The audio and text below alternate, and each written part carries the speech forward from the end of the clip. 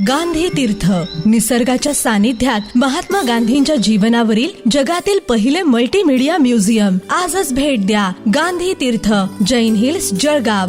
अधिक माहितीसाठी www.gandhifoundation.net वर विजिट करा. नमस्कार, आपण पाहत आहात अदालत टाइम्स न्यूज. जिल्हा मानांकन कॅरम स्पर्धेत योगेश धोंगडेने रईस शेखवर मात करत पटकावले विजेतेपद. स्वर्गीय डॉक्टर घनश्याम कोचुरे जयंतीनिमित्त स्पर्धाच्या विजेत्यांना 15,000च्या रोख पारितोषिकाने गौरव. जळगाव प्रतिनिधी. जळगाव जिल्हा कॅरम असोसिएशनच्या मान्यतेने तसेच जैन स्पोर्ट्स अकॅडमीच्या सहकार्यातून स्वर्गीय डॉक्टर घनश्याम कोचुरे यांच्या जयंतीनिमित्त आयोजित करण्यात आलेल्या जिल्हा मानांकन कॅरम स्पर्धेत जैन इरिगेशनचा आंतरराष्ट्रीय कॅरमपटू योगेश धोंगडे याने शानदार कामगिरी करत विजेतेपद पटकावले.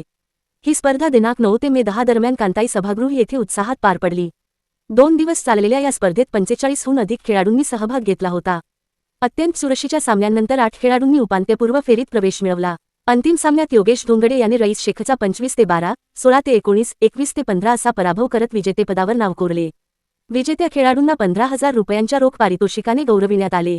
यावेळी डॉक्टर घनश्याम कोचुरे मेडिकल फाउंडेशनचे पराग कोचुरे, जैन स्पोर्ट्स अकॅडमीचे अरविंद देशपांडे, हबीब इंजिनियर, सय्यद मोहसिन तसेच आसिफ शेख उपस्थित होते.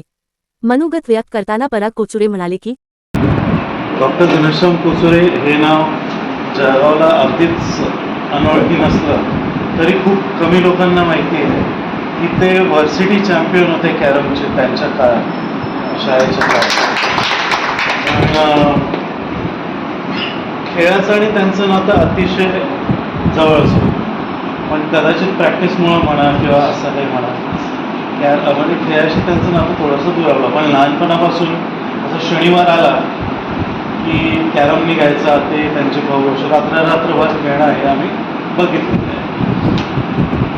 असं त्यांच्या जयंतीनिमित्त कार्यक्रम ठेवणं म्हणजे असं गरिबांना जेवण घालणं वगैरे वगैरे जो एक नियमित कार्यक्रम आपण बघतो त्यापेक्षा काही वेगळं करणं हा सरांनी आम्हाला संधी दिली. सरांनी संधी दिली.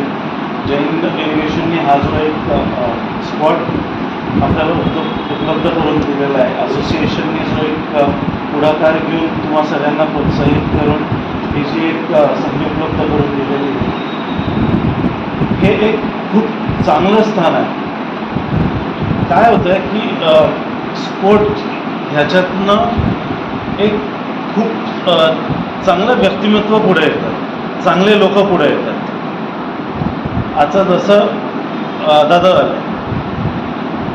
मॅम होत्या परवाच्या दिवशी मुंबईवरनं, आज इथं ते इंटरनॅशनल खेळाडू म्हणून जैनमध्ये एम्प्लॉईड आहेत. आज आपण इतक्या इंटरनॅशनल ट्रॉफीज बघतोय.